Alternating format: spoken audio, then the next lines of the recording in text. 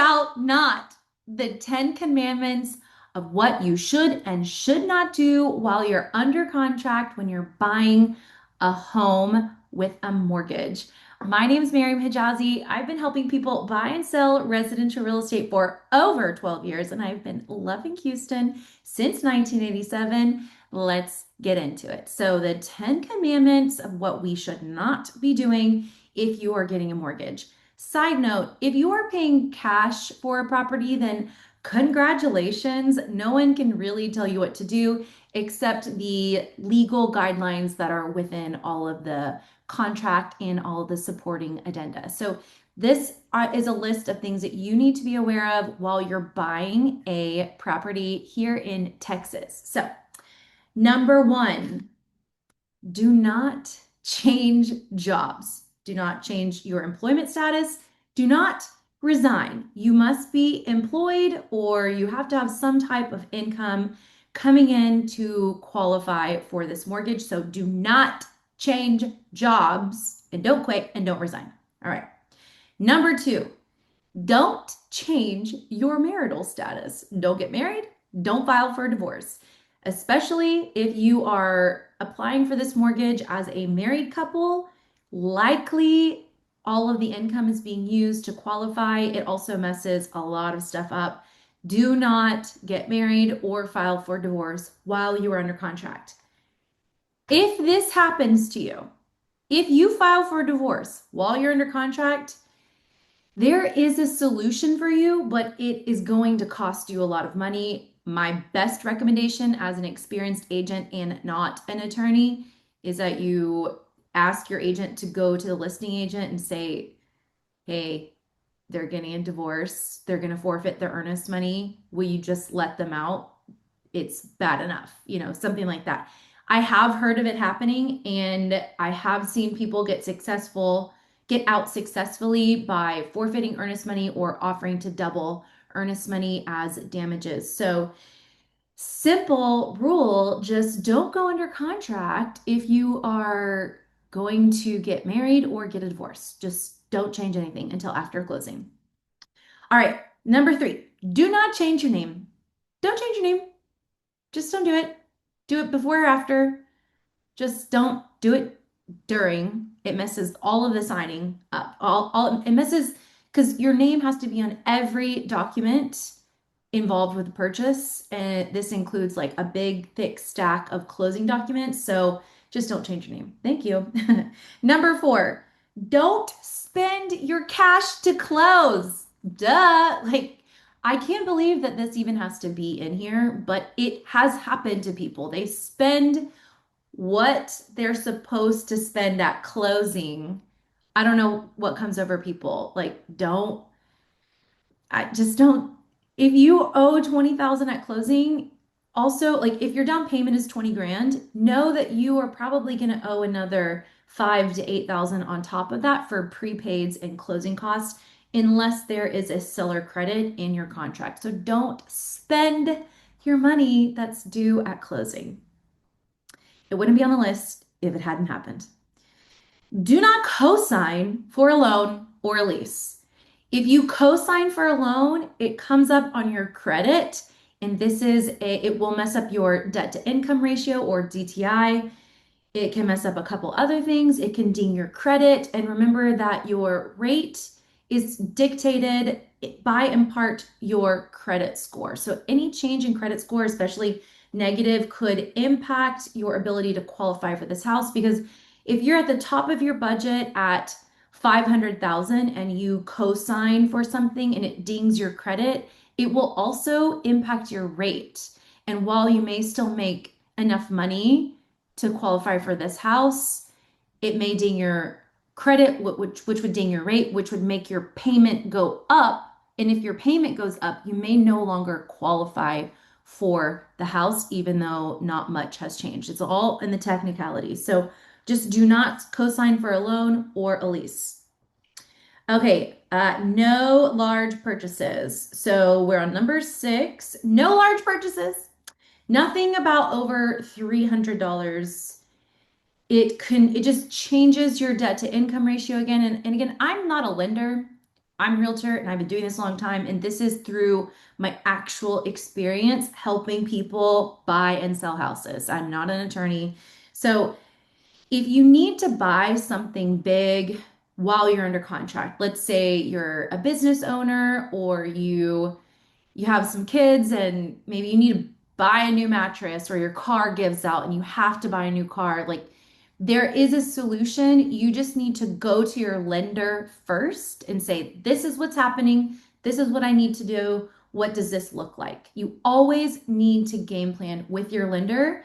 So if you buy something big, don't even do it with cash or finance. You don't want to do this for furniture or appliances. It's basically gas and groceries while you're under contract. Now, again, going back to this large purchase, if you have to do it while you're under contract, you can game plan with your lender and you may be able to do what we call an LOE or a letter of explanation. And you would write a letter saying, hey, this is what the purchase was for. It was a one-time thing. I had to do it, la, la, la, la, la. And then the lender will send it to their underwriting department and underwriting will say yay or nay to it. But again, before you do this, please talk to your lender.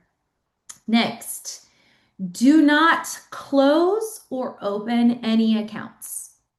Just don't do it. Like you're going to be under contract for 30 days. Could you just pause on opening or closing accounts during this time period? Like no new credit cards, no matter how good the bonus is, just don't do it because it will change your credit picture. And also, don't close any accounts because it also changes your credit, especially if you close a credit card account.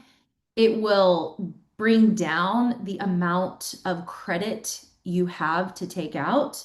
And again, if you have to do this, you really need to game plan with your lender. I understand that there's extenuating circumstances. Don't go out of the country. Is it crazy that this is on the list? It's on the list because it's happened. I have had a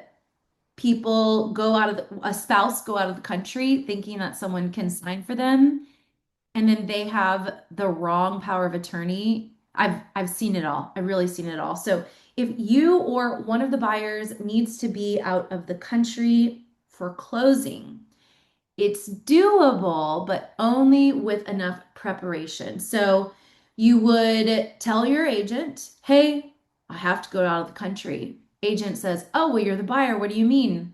You can appoint someone power of attorney and they can sign for you. Now, at the time of signing, you will need to be on the phone and say, yes, I am this person and I grant them permission.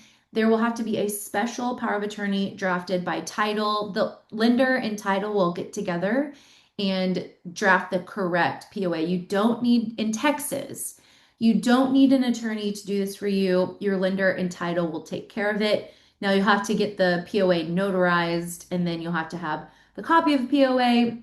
The person will have to sign in a very specific way. So if you're going to be out of the country or out of the state, it is okay. We just have to plan for it at least 10 days in advance. And if you know that there's a possibility, like if you have a unpredictable professional travel schedule, that's okay. When we go under contract, we will just need to have that POA ready to go just in case. We'll just have that game plan already done so no one gets stressed out. Okay, next. All right. Do not ask advice from just everybody. Not everyone knows what they're doing or what they're talking about, especially your uncle who hasn't bought a house since 1987. He doesn't understand what real estate looks like today, or someone that bought a house in 1998 or even in 2005 or 2015. Things have changed. They change pretty drastically every 3 to 7 years or so. So, real estate is different from when I got in the business in 2013 and now it's 2025. Real estate has changed drastically just in this time period. So, if someone hasn't bought a house recently, or there's not like an actual contractor or an actual HVAC guy, an electrician, a foundation guy. I would not ask advice from everybody because everyone's just going to give you their 2 cents and then you are going to be confused, upset, stressed. Not everyone knows how a real estate transaction is supposed to go in current day. So you are free to ask for advice from anyone, but just be selective. Just don't ask every average Joe that you encounter. Okay, next. Do not skip inspections. Don't. If the house has stucco on it, get a stucco inspection. I don't care if the stucco inspection is $1,700. You need a stucco inspection. I cannot stress it enough. If the house was built before 1980, you highly likely need a hydrostatic test, not just a camera test on the plumbing. You need a hydrostatic test. The camera test only runs a camera through the piping and it just gives us a picture of what's there. The hydrostatic test will apply pressure to the system and show us if there are any leaks. You need a reputable plumbing company like my favorite Herndon Muncie here in Houston. You need a reputable, good plumber that does hydrostatic tests on a regular basis. You can have them do the camera and the hydro test at the same time. So stucco, hydro, if there is any clues on foundation, it is best practice for you to have a foundation company come out and give you readings. And now just keep in mind that the foundation company does sell foundation work, but you need to get readings. I would first ask your general inspector on their opinion on the slab, and then I would go from there on whether or not I need a foundation company to come out, and make sure you get a foundation company that has been in business more than 10 years. Here in Houston, we're looking at like Jericho or Atlas, just to the first two that come to mind. We also need to get a well inspection if you are buying a property with a well. If you are buying a property with a septic system, you also need to get a septic inspection. Do not skip inspections. You will regret it. All right. I've had people forego inspections even when I told them not to. I recently told somebody to get a hydro test. They only got the camera test and they had about $12,000 worth of work that they were not aware of while they were under contract. All right. Last but not least, the last one, don't stress. I know it's hard to not stress because it is a very, very, very stressful time in your calendar. But that's why a good agent will be able to calm you down. Remember, when you're under contract and something's going wrong, everything is basically fixable. There is a solution for every problem. And if you are stressed to the max and this is feeling like maybe this isn't the right purchase for you, then maybe we need to logically think through a few things, make some list. We can just, do the little weight like positive and negative. And maybe the answer is for you to terminate if you are too stressed out about cost. Maybe the answer is you need to stop asking for unsolicited or not uns you need to stop asking people that don't know what they're talking about for opinions on a house that they're never going to buy. So if you're stressed out, we need to figure out why you're stressed out and should we pay attention to your stress or should we just say, "Hey, I think that every buyer is a little stressed at some point." And it could be your first purchase or it could be your 10th purchase. Buying and selling real estate is fun, but it's not for fun. So this was kind of a crash course in all of the things you should not be doing during your contract time while you're buying a residential property. And if you want elaboration or you want to talk through any of this, I'm happy to get on a Zoom or phone call with you. Send this to someone who needs to know. And as always, like, share, and subscribe. It would mean the world. And until next time, my name's Mariam. I've been helping people buy and sell residential real estate for over 12 years, and I've been loving Houston since 1987. See ya on the next one. Bye.